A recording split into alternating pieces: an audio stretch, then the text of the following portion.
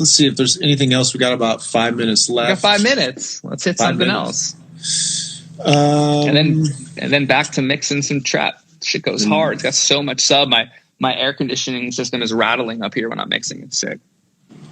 There was a good. Oh man, there's a bunch of. Somebody do you eat when you mix? I don't. I don't eat when I mix either. No. I take breaks, and that's actually ties in nicely. Somebody asked before about breaks. How often you take breaks? And I think we mentioned in a previous conversation, but I take a lot of breaks. I mean, I think the ideal for me would be like 30 minutes on, and then a break for as long as I want to. Oh yeah, I think we should talk about reverbs and delays maybe another time, so we can dig into more of that. I like that conversation. I don't use it. Well. Just kidding. The idea of taking breaks. I take a lot of breaks. I try to go really hard for short periods. I mean, I've heard that about everything from creative work to practicing things, like doing really intense focus stuff and then letting your brain process it and get space from it. It's a really, really important part of the process. I used to go hours and hours and hours and hours and hours and hours and hours, and I might do 12 hours or something. I would do 10 hours without eating, without getting up. But then I learned later that I could have spent a total of 5 hours and taken breaks in between and just cut my time in half.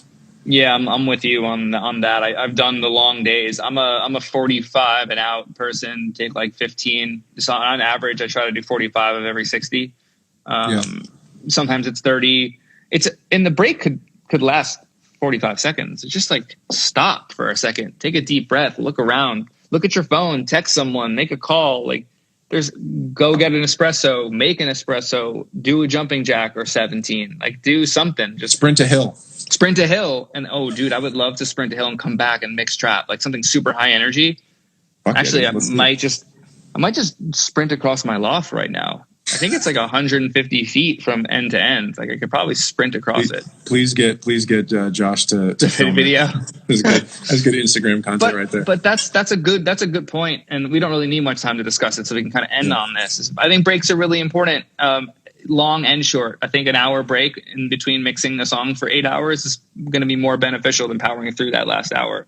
I think you need to find the time to break. I think that you come back, and I mentioned earlier the vocal up thing. And when something is in, do you car test every mix? No, I don't. I just got a car after not having it for 2 years, and I still haven't really listened to many mixes in the car. I listen to podcasts in the car. I car test every mix thing. Yeah. Also because it's just fun.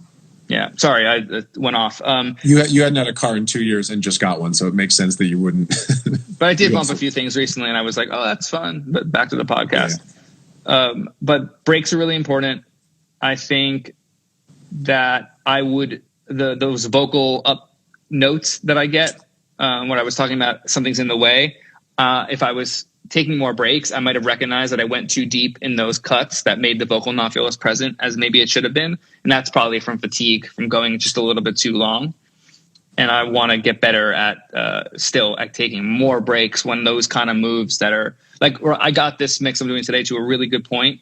And I told Josh while he's working to do a bounce for me while we're talking, so I can put in an AirPods right when we're done here. I can listen, be like, oh, how does that vocal translate? Because the vocal on the rough mix is way bright, like way Nicki Minaj bright, like to the point where I can't listen to it on my speakers. So I have to find that mix of that energy that I know that they're going to want, and the right amount of clarity too. So that's where I'm stuck on this mix. The rest of it to me sounds done. So I'm taking a really solid hour break with this, and then I'm going to listen for that specifically in that moment. And I had to be mindful enough to take that break on that specific thing. Like I know that that's the problem in this mix, and I don't want them to give me that note. So I'm trying to foresee that note coming because of how loud and bright the vocal was. So breaks are important in that.